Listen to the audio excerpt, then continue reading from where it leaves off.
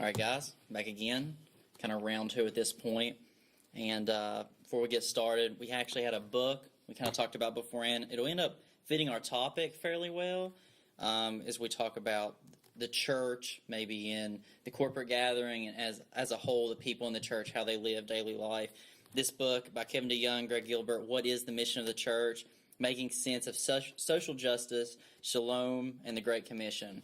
And, he breaks this down, understanding our mission, understanding our categories, and understanding what we do and why we do it.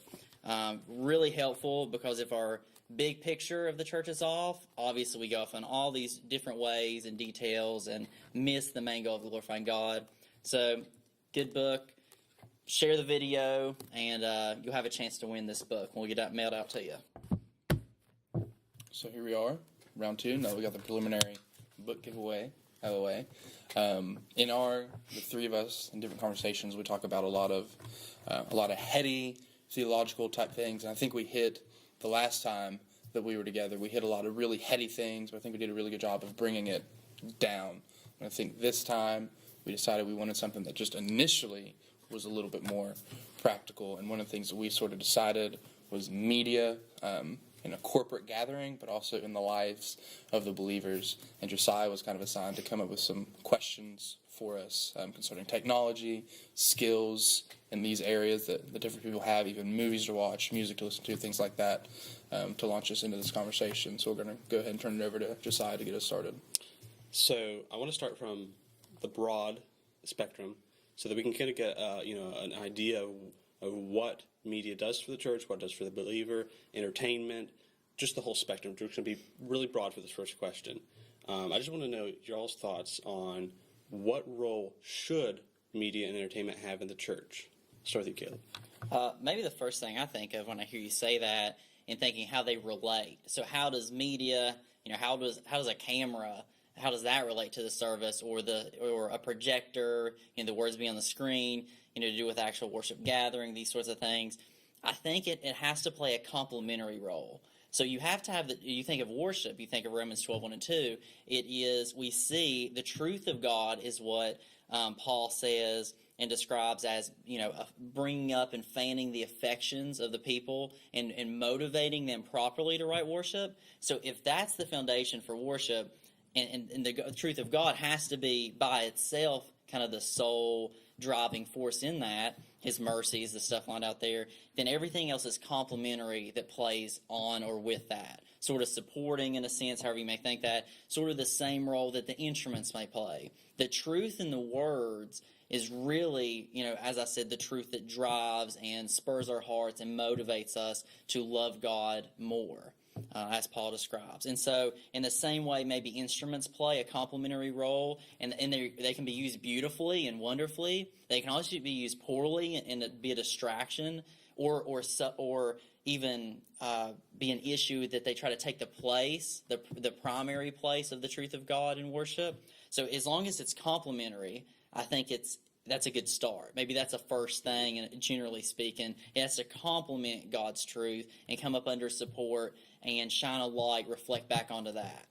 What are your thoughts, Anthony? So I think when you say in the life of the church, are we talking churches in that collective body of believers, or do you mean churches in the corporate gathering? Just this initial question. For the initial question, we're going to stick to the corporate gathering. Okay, so within the corporate gathering, I want to take a step back. And before we get to the purpose of media in the corporate gathering, I want to say what's the purpose of the corporate gathering. So I see in our region, we sort of have the overarching thinking seems to be, if I have a friend or a coworker or a family who's not a believer, the role of the church is to draw them in to hear the gospel preaching. The church is the local body, that corporate gathering. So for some reason, I'm not sure why this is latched on in our region, if I get my unsaved friends, family, coworker into the church, they hear that preaching, and so the church sort of becomes these beacons of evangelism, right? As opposed to, I think, what all three of us would push and argue the more proper way is what happens on Sunday morning ultimately is the edification of believers via the preaching of the word. So media's the relationship to media in the church has to be thought rightly. So if you think the job of that gathering on Sunday morning is to draw in the lost to that specific gathering. It's going to alter your thinking, and so you're going to want to do all sorts of crazy stuff that undermine the authority, undermine what the Scriptures promise the Scriptures will do. But when we know that the primary purpose for the gathering on Sunday morning is the preaching of the Word for the edifying of the believers, to be sent out to be missionaries in their context, ultimately for the glory of God. So media's role in the broadest sense is anything that enhances that latter thinking, that makes that, maybe it's live streaming your services, or maybe it's recording, so church members who have to miss a Sunday can go back and listen. So anything that furthers the edification of the body, anything that furthers the proclamation and the preaching of God's word, so that members of the body can evangelize for the glory of God in the broadest sense. So you come to my church, you walk in, and you observe what's going on in the corporate gathering, and you see a fog machine, you see flashing lights, you see entertainment.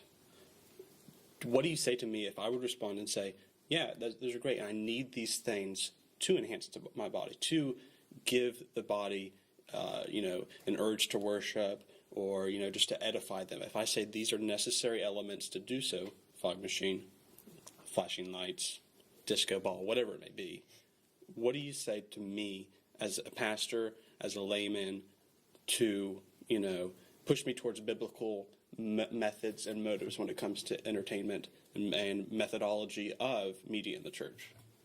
I would push back, and I would say, in what way does a fog machine edify believers, and in what way does a fog machine, or whatever the issue is, I don't want to get hung up on specifics because there are other things in fog machines, but for sake of conversation, in what way does a fog machine advance the preaching of the word? In what way does a fog machine set the body's mind on things of Christ? In what way do these accessories do that? Which would be my pushback. Well, I'm preaching, and I would say, if I was the preacher and saying, I'm just going to be the devil's advocate here, when I preach, I'm spurring towards emotional response. That's not always a bad thing, even coming from, expository preaching background. Sure. Pushing towards an emotional response isn't bad intrinsically. If I want to make the case, I use my fog machine, I use my disco ball, my flashing lights, whatever that may be that you may think isn't correct methodology. If I say that I use that to push towards that emotional response, is that wrong? Yes. And my pushback, again, would be, and I'll push back and then let Caleb jump in. Right. But my pushback would be, if you're using anything other than the Bible for the Bible to impact your body, if you're using a fog machine so that the Scriptures are more impactful, if you're using really emotional music so that the Scriptures are more impactful, if you're using crazy lights so that the Scriptures will be more impactful, ultimately, at the end of the day, you don't believe in the authority of the Scripture. You believe in the authority of your fog machines and of your lights and of things like that, and you're more concerned with emotionalism than you are with transformation. So Caleb, differentiate between these two things for me. So I want to push my congregation towards an emotional response, which, like I said, is always bad. But I also want them to be assisted in their worship. So, like, words on the screen, they don't have to hold it. They don't have to look far away, or lights, bright lights, so they can see things. These are tools of assistance rather than tools of emotion. If I said I want to use my whatever it may be, we'll use fog machine because we're on that fog machine I'm making the case I want to assist them in worship. I want to assist them using that. What would you say? I'd probably try and ask how you see that as an assistance. In a substantive way. There's a lot of tons of things through all this that come up. Even knowing that there's probably people we would agree with in the abstract, I guess. Like, they would totally affirm like what we just said, but then they would still do some of this. And I think something I've heard said is that sometimes your practice can undermine your theology. We all have inconsistencies and things we miss, I think this in our modern culture and kind of the way things are, this is an area that seems to have a lot of those at times.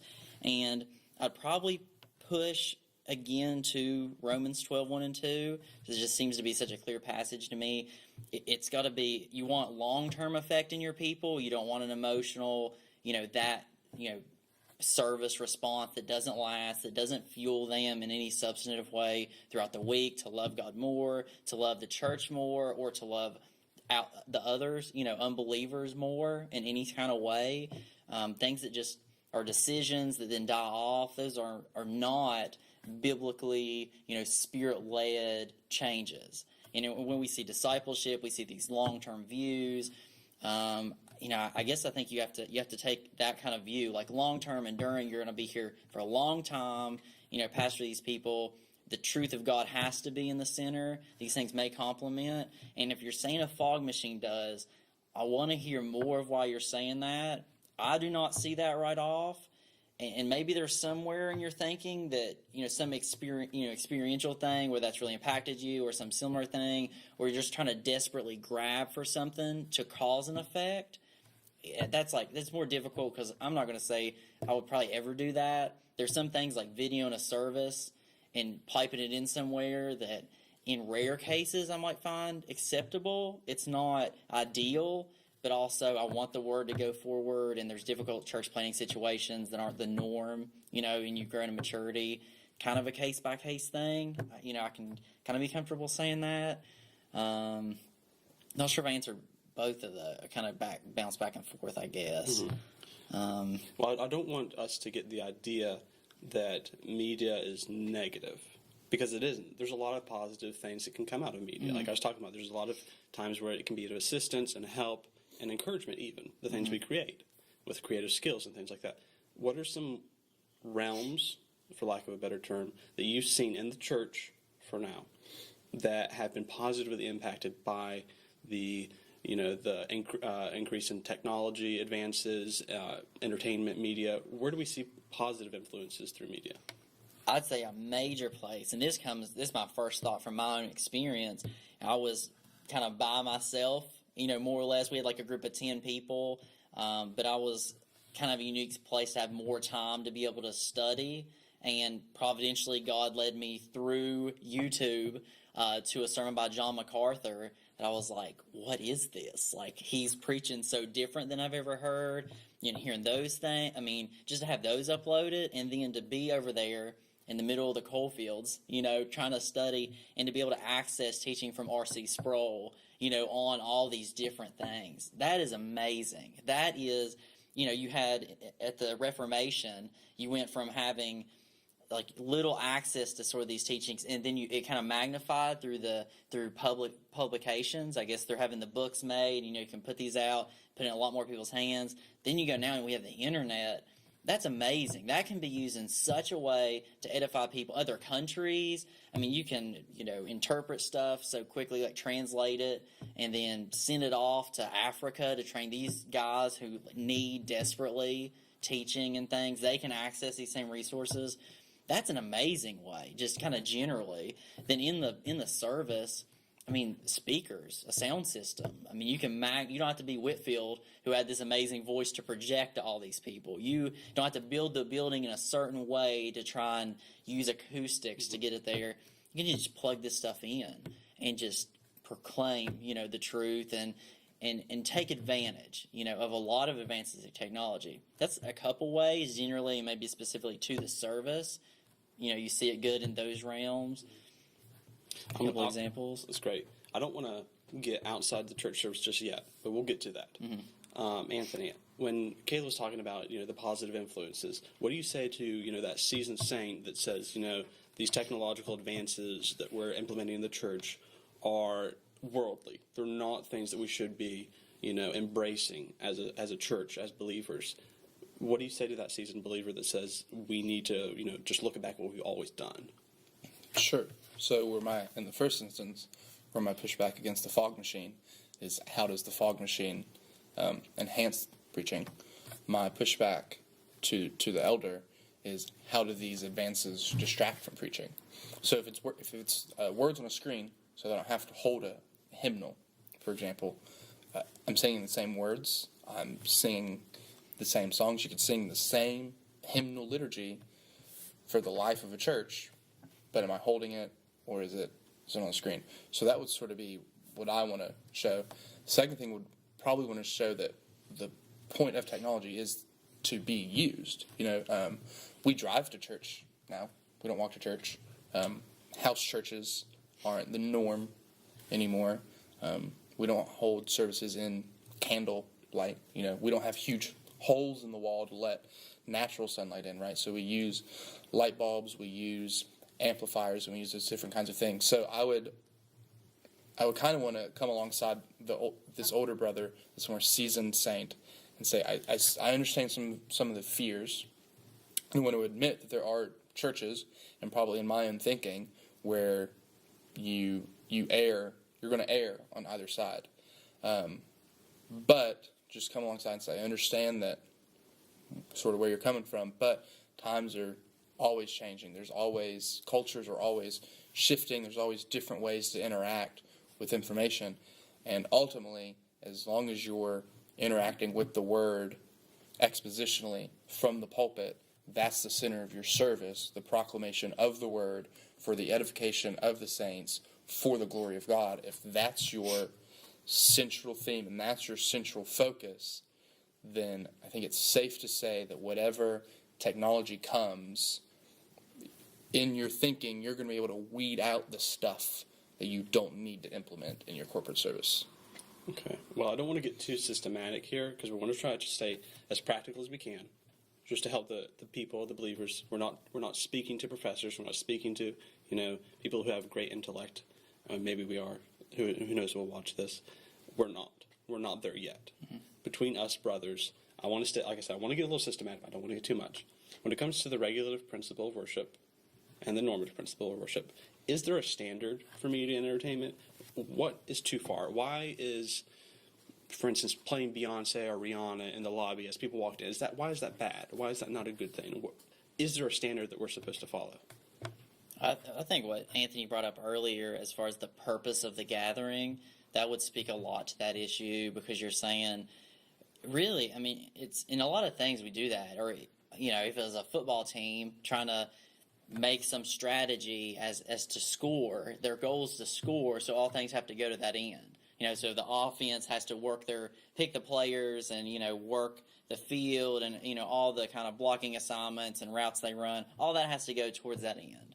And so if the end in the corporate gathering is the glory of God through, in this particular instance, mainly building up the believers in the body, then what does that? And what doesn't do that? If there are things that are distracting and say, cause our hearts and minds to be distracted by worldly things, even if they're not inherently sinful, but they would distract and they would cause our minds to go off into different places.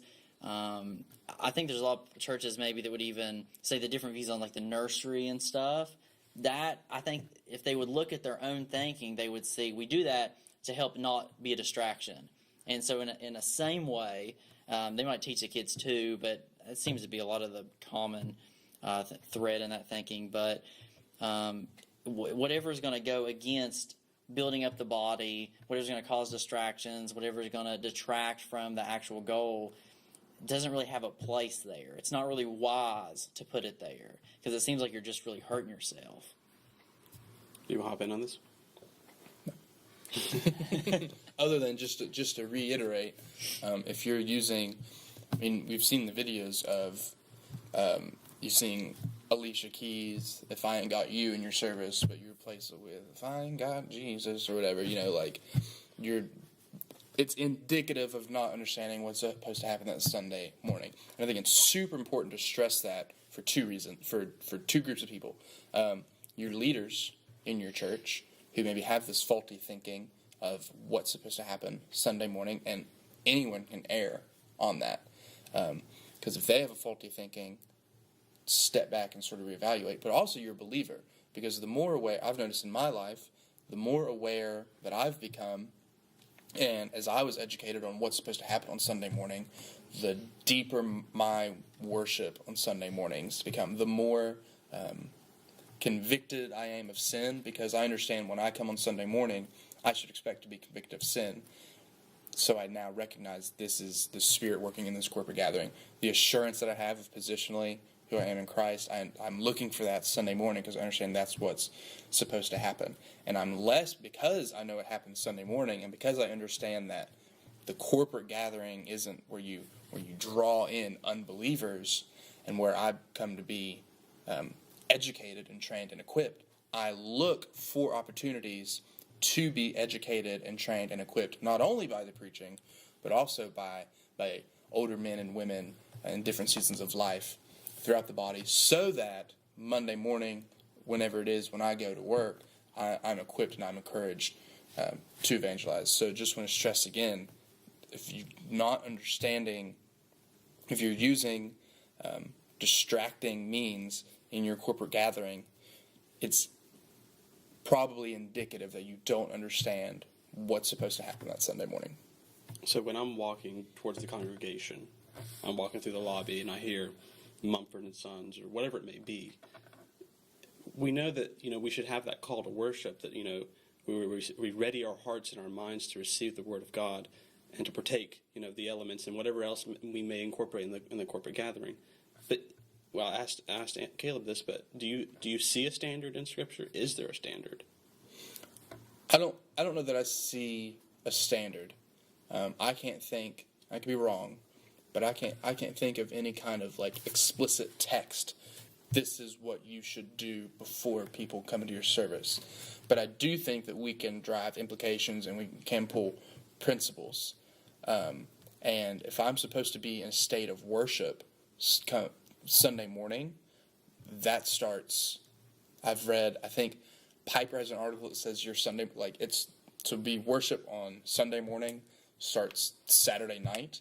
And I think DeYoung has an article, in order for you to be worshipful Sunday morning, it starts Monday morning, And so I don't think that I can't think of any texts, this is what your foyer should sound like or anything of the sort.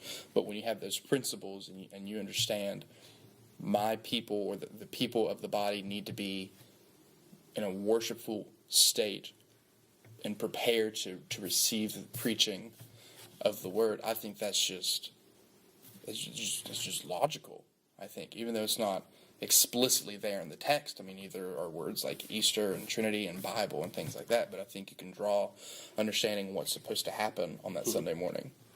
So you had talked about how media influenced you in your walk with Christ with, finding videos of John MacArthur preaching. One of the faulty understandings of evangelism is that the goal of evangelism is to see souls saved. That's not the goal. That may be a result. The goal is to glorify God, and that's a goal that will be accomplished no matter what. Mm-hmm. If we're biblically, evangelizing and preaching the gospel, we'll be glorifying God. Whether souls are saved that's just a numerical result. The result we want is to glorify God. Whether 0 come to Christ, whether 10,000. When it comes to media and the church, and let's take a step outside as well. For the believer, how can he use his skills when it comes to media, entertainment, videography, photography, whatever that may be? How can he use those to glorify God and to showcase the gifts that God has instilled inside him? I would say, first, do it well. I don't think we really reflect well on a character and personhood of God in His goodness and His perfection in all areas when we do really bad, work, whether it's bad parody Christian videos or, kind of whatever it is. I don't think those things reflect very well. Or if we get to play, we may even have good intents and, we try to write songs, do these things. There's a growing, period. We all start out bad at things. But we definitely want to strive to do things well, first off. And then thinking in the arts, think of the Renaissance. At this time when they started to not portray things in such a fake way, but really portrayed reality. And I would say if we portray the story of redemption in that we show, creation, the beauty of it. We think of the fall, in videography especially, because we got sound and we've got motion and movement. We can tell stories even without words and things like, even photography you can do this, or painting, but you show this, maybe progression or story, however we normally break it down, from from creation, the fall, redemption, new creation, however you want to term those, just by portraying those sort of things, by showing the story that God has written and crafted himself. By showing that, I think we glorify God and we do our crafts well, simply by doing those things. It's probably two of the biggest, just right off. And then not go into an area that is obviously sinful with it, and not make sin, not to glorify sin, or not to make it the primary push in whatever the work is. There's obviously things we could video that would be sinful outright, and there's some things that maybe in the gray or whatever, or maybe just you're doing it for fun. That stuff's not necessarily bad. You just make a movie, but to really push to use those skills and use those abilities to magnify God, it has to be probably both and, but definitely one or the other, in that you do it really well and you kind of portray the story of God in whatever you're making. You reflect and show that. I wanted to clarify something real quick. So we were talking about things that we video, saying things that we take pictures of, whatever it may be, PowerPoint, whatever. When we talked about sinful features, we had talked about this in person off camera, that there are times when we can showcase sinful happenings, for lack of a better word, without being sinful, to show, for instance, our sinful nature, our need for God's grace, etc. Can you speak on that real quick? Sure, yeah. I think that's actually pretty important. To make a Christian movie doesn't mean even the main thing of the movie is it winds up and has a gospel presentation. I think that could be one, maybe you want to do that, but primarily, we can't make a pornographic film. That's obviously over the line, and we can't, we don't want to portray murder as in a good light. But you can have something that is very sad, or portrays murder, or portrays even sex in a non-glorifying way. Maybe it doesn't show it, but it's kind of obvious because of the way the camera cuts were, that's what's happening. And it's part of a story. You can show the depravity of man and the sinfulness of man through the pictures and things, and through the movies and the videos. And they don't have to be the thing that is being glorified or positively looked on, but they can just show reality. I think that's one of the things the arts did back in the Renaissance that really blew everything out of the water. It's not these Greek sculptures of how people did not look and everybody looked perfect. It was just reality, like the tear ducts being painted. Those sort of details. Because those show the creation of God. They show the fall and depravity and those kind of effects. And think of Breaking Bad or something. I know there's reviews kind of written about that it's not a show about the new Earth or what that'll be like. But it does depict maybe how humanity really is, and these struggles and these ethnic battles and drugs, all these things come in. But it doesn't necessarily mean that it's sinful, or maybe it wasn't the right way to use those gifts, because it might be an accurate portrayal of humanity, of the fall and the effects thereof. What do you think about what we talked about with Caleb? How someone can glorify God through media? Can? Yeah. What are some ways that, say, for instance, someone who's looking into this realm of media, they've never touched it before, or maybe just dabbled, and they're wanting to use their gifts because they know they're there, they've been recognized, or they're being bloomed. How would you encourage, exhortate someone towards that goal of glorifying God through their skills in the media department? I would reiterate the do it well sort of idea. The Luther quote that says that a good Christian shoemaker doesn't make shoes with little crosses on them, and that's how it glorifies God. But it glorifies God by making good shoes. And so do it well, and that's in every area, from media to being a student to whatever it is. As far as media specifically, kind of reaching out of realms that I'm I'm educated with, familiar with, because I'm not very, very media minded. But I think of more specifically things like taking pictures of God's creation, take a picture of rivers, or even like the Humans of New York type style, where you're taking pictures of people and sharing stories of people. You could share stories of redemption, and you could share stories of reconciliation. You could do those types of things. If it's in music, it could just be writing good music. It doesn't have to be necessarily playing or singing in your church on Sunday mornings. That's good, and if your church needs it, do it. But it could be just playing good music. I mean, that's just what comes to me, is you just do it well, and when people compliment you, you accept the compliment. Don't be really pious. Don't be really pious, but just, the Lord's been good to me, and the Lord's granted me the ability to play this music. The Lord's granted me the ability to look at things from a media sort of mind, in the same way that the Lord's granted me personally the ability to put food together in a certain way and within a timely manner, or the ability to try to help someone buy that right suit and shirt combination, or whatever it is. Those are areas where God sort of granted me those things. God has granted Josiah the ability to be a good student and to be able to study, and to have to go back to school for a fifth year for one class. So he gives you these certain abilities, and when you're complimented on these things, you accept the compliment, and you're not pious, but you do say, the Lord has just been good to me, and He's granted me the ability to think this way, or to work this way, or to do this thing. So in the entertainment / media / again, we're just being broad here, we're not being specifics. That's more your forte. Those are things you dabble with on the daily.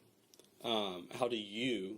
Because we heard Anthony, that's not his area, but he encouraged someone who's looking into this area, who's dabbling, let's just even say they're an expert, and they're just wanting to know how to glorify God through their work. What are some ways that you've seen in your life and in your work that have been influenced to glorify God? And what are some ways that you would see in your day-to-day life that you can use your skills to glorify God through those means? So I would look and I can think of a few examples, maybe specific. Don't know if I have a good general principle for this right off, just on the spot. I can think of a video I made for a ministry to be shown at their banquet that they do, and this maybe goes back to my philosophy of how I think of what I'm doing. I think that God has already, at least for the video stuff, He's already has stories, like the stories of His work, His grace at work within people's lives. Like, that's already all around us. What I really want to do with video is try and capture that, have people telling it, and just be able to show that to others, so that maybe we can, in a greater way, just tell of the great workings of God amongst the people. And so thinking of this ministry that I did a video for, just interviewing a few of the people that were helped by it and their stories, and they showed that at a banquet. I got to sit there and see and hear all these stories, and what I felt like my benefit was just to shine a light on the mercy and the grace of God at work in these people's lives, and show others what that was. And that really, that helps everybody. It shows the people that maybe are giving money at the banquet, this is like a legit thing you're given to. It brings in more funds for the ministry for good reasons. It glorifies God just through telling of His goodness and telling of the things He's done. I really see that as my role in that, specifically in video. So my work glorified God through simply showing and telling of what He's done. That's kind of all it was a mirror, or kind of a pointer to say, hey, look at this. And then say with stuff for the church, like designs and stuff, I think it has to do with maybe what we see some in the Old Testament with the importance of beauty and the importance of, maybe the things we do, doing them really well, but also doing them in a way just not just like super simple. Sometimes that's where we are, but we want to also make them kind of nice and appealing and aesthetic. That's not bad. It's not, I guess like a great quality for things to just look kind of unappealing. So I think of maybe the designs. just having fonts be consistent, that you have a consistent look with the way the whole thing is presented. I think it has to do with God's character. We always want to reflect, say, the truthfulness of God. That's why we don't lie, say. It's a communicable attribute, something that we can share in that's true of Him. And God is unified, and He's works together and kind of seamless. I guess you could think of it like the Trinity's working and things. So I think the image we put forth with the church should kind of be the same way, and we want that to be nice, I guess. And so we want to take advantage, say, of the opportunity we have with designs and different things to do that, just to do it well and to do it with excellence, you could say. Then on the other hand, I think it also helps draw attention. Whenever you have things that look nice and they're presented well, it draws people's eyes to the table and to this ministry, and maybe they'll see this because of this. Just having a video or a picture or some graphic design thing helped bring attention to this need. So kind of the opposite in a sense. The first one, the videos, help tell the stories of God's grace, and maybe this one helps show the need of people to be agents of change in the community and stuff, to be, I guess, instruments of God's grace to others and to people, and for the sake of the gospel. And then if others say they're going to think of how they're going to do those same things, it takes a lot of time. It's not something that, I even had anybody really teach me. I looked on YouTube probably a lot to learn a lot of different stuff, and I think you gotta be willing to put a lot of time in. You want to do it excellently, and you want to keep kind of God at the center. That sounds simple, but in the video, you don't want to make some ministry, say, the center and build it up in a way that's not consistent with even the way we view worship. And so when we view worship, as we're talking about the truth of God being the centerpiece and the driving force, if you want to make a video that's going to motivate the people of God, it has to be in line with that. It can't just manipulate and have, a bunch of tears in the video or something, and that's going to motivate people to give. It's the truth of God. If He's really done a work, and this is a good thing, then just show that. The Spirit will work through those things and sort of validate, I guess I'd say, what you're showing. It's obvious the gospel's going forth. It's making a change. This is something you want to get behind. It's really simple. You're sort of a journalist, if you want to think of media in the church. You don't have anything to write. All the stories are there. You're just reflecting them and throwing them back to people, I guess I'd say. So if somebody else is looking to do that, if you can find somebody to help you, that'd be great. Maybe some things online on YouTube. There's a few Christians who are even are animators, and they talk about how they view, like, their work on Frozen. I can't remember the guy's name, but he helped with it. He glorified God through working on Frozen and just doing a really good job. And those same principles carry over, and you kind of want to make sure you're not a distraction. You don't do things poorly and kind of distracts from the story of God or the message of God, I guess there. Right off, I don't know, kind of what else to throw out. Well, I want to clarify for whoever's watching, because we're trying to be as broad as possible, because we're not trying to pinpoint areas specifically. We've talked about videography and photography because those are areas that we're most recently familiar with. Mm-hmm. But that doesn't mean that media and entertainment and these issues are technology only issues.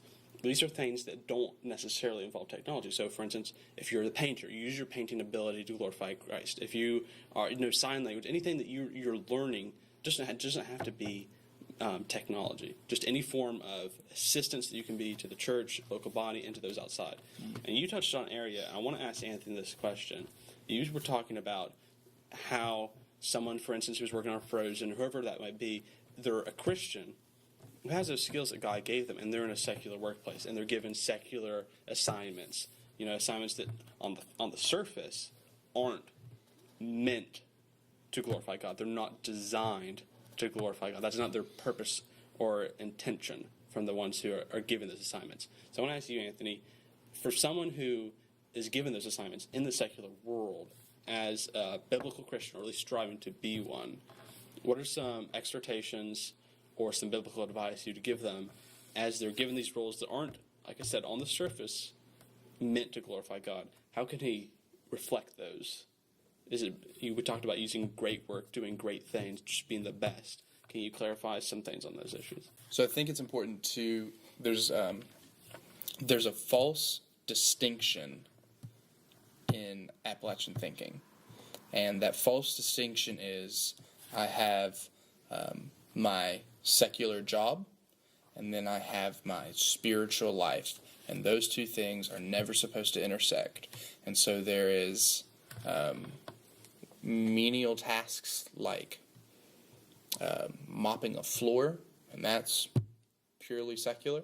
And then there are spiritual tasks like reading my Bible. Okay, that is a distinction that I don't think actually exists. I think for the Christian, everything that the Christian does, from brushing his teeth to running a marathon to running his own business, everything that the Christian does should be geared towards God-centeredness and pointing Christward in some way.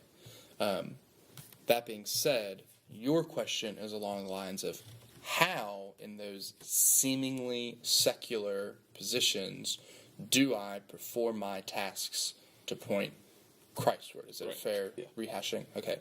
So, in your seemingly secular tasks, in order to use those tasks to point Christward, you have to quit seeing them as secular tasks. So, you mop the floor because it's your job. Like, if your superior tells you to mop the floor, you mop the floor. And by mopping the floor, and you do well, and you do it without grumbling, and you do it in submission to your authority. And by doing those things, and you work heartily for them as if you would for the Lord. And so by submitting to your superior, you are showing humility, and you're showing submissiveness, and you're sort of exuding that in the same way that Christ was humble and Christ was submissive. So that's the first thing that comes to mind, is when you're given a task, you do it. you just do the job, because for the Christian there's nothing secular or sacred, essentially, in a broad way. So if you're given a task, you do it. You do it without grumbling. Do it with thankfulness that the Lord has given you the ability to perform this task. You do it in a way that encourages those around you to also do a good job, or to also listen to authority, or to do whatever. And you do it in a way that ultimately just do it with a mind that the Lord has given me this ability, the Lord has given me this skill set, the Lord has given me this mind, so that this job can provide for a family, or provide for a ministry, or whatever the case may be. And so I think, as far as practically what that looks like, I don't think that there's a blanket answer, because there's so many different jobs in the world. Like the answer for the teacher isn't going to be the same for the answer for the dolphin trainer, right? So I think as far as a blanket answer, there's not one. But I think as far as thinking, I think it's really important for Christians to quit seeing things like vacuuming or writing papers or whatever as this is secular, and this is this compartment of my life, and then this is the spiritual compartment of life. So when Christ says, apart from me, you can do nothing, right? A lot of times we wouldn't take that like, oh, so apart from Christ, I can't conquer sin. Apart from Christ, I can't pray. Apart from Christ, I can't do. Those things are true, but I think when Christ says, apart from me, you can do nothing, he means you cannot do a single thing apart from me, which means you can't write the paper. You can't run the 5K. You can't listen to your manager apart from Christ. And so my answer would just be, just have that mind of you when you're in work and you're doing these seemingly trivial tasks that you just do day to day in your job. Okay, to rehash everything, and I want to stress, because I know, our viewers, all of them, tens and tens of viewers or whatever, that they'll comment on here or whatever and say, well, you didn't address this issue. What about this? Well, we're trying to be broad. That's what we're trying to do. We may revisit some of these issues and get more pinpointed, but we wanted to stay broad because we wanted to get more practical rather than, down here rather than up here. And so, I mean, we'll probably revisit some of these issues. But I want to rehash a few things, and I want to get your final thoughts, okay? So we've seen through our discussion, which was, I thought, a good discussion, that media, entertainment, tools that Christ has given us can be used to glorify Him in the church, but also outside the church. They also, as well as on this side, they're being used by God, they can also be used for sin. They're not just all or other. They're both. Exhortations towards people who are dabbling, who are experts, just be scriptural. Try to be biblical. Try to glorify God. If you're glorifying God, these things will fall together. If you're trying to be, to hate God through your work, to create media entertainment that showcases the depravity of man, as we talked about, that's going to be ruined. That's going to be in the fire. It's going to be burned to nothing. What are your final thoughts on this issue? Just as I recapped it, anything that loose ends basically that needed tied, or just some last thoughts. Final thought, I can kind of try and point back to where I kind of started with Romans 12, 1 and 2. Paul answers all these questions and all the rabbit trails and kind of details there because he's talking about worship. And he talks about the mandate for worship in light of the truth of God in 11:36, just before. All things are from Him, through Him, to Him, forever and ever, amen. So all things are to glorify God. That's a mandate. Then he says the motivation for worship is the truth of God, the mercies of God. Then he actually says it's all of you. So all of your bodies. That's why we're saying it's not secular and then sacred kind of categories. It comes down to us presenting all of ourselves, all faculties, not just physical, but the emotional, the spiritual, however you want to break it down, your mind, heart, body, soul, strength, however you break it down, all of everything we have, our skills, abilities, times, talents, treasures, whatever you want to say, to totally give those things to God. And then on a really practical note, what he says in verse 2, he gives an exhortation. He continues the exhortation and says, all right, if you're going to worship God, your mind needs to be transformed. It really needs to be renovated is a really good way to understand that. So if you want to think rightly on these things, it's going to be really hard to go and have every single situation answered.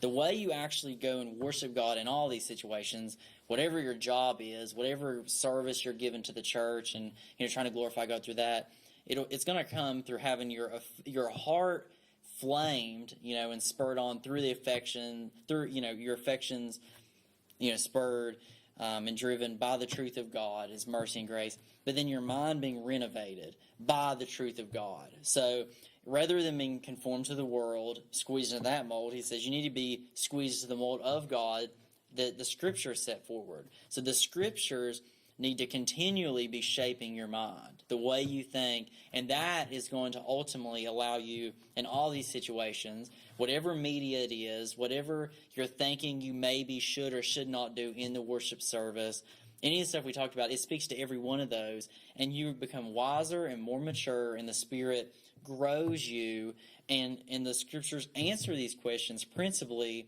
just through shaping our minds. So that when somebody asks, if we were in 50 years from now, we could answer all these questions 100 times better, not because we thought about the answers a whole lot more, but because we were more mature. And so, we try to say things on the spot, but I really try to point people to understand, look at that verse, that speaks to all of this, and really you need to know the truth of God. That's gonna spur you to want to worship. One, proper motivation, but two, it's going to shape and renovate your mind. Take out the crappy parts that we all have. We all have terrible theology when we're converted, and then to put in the good and the truth, so that your natural response is actually going to be to glorify God. Your heart's going to rightly respond. You're not going to do what you were told, but in like a crude or begrudging way. All those transformations are done, with the Word, through the power of the Spirit, all these things. I think that's just so foundational. We may have answered things wrong, or people may disagree, but that's what's going to come down to. You need to seek out that, to have that to transform you. I think that verse is just crucial.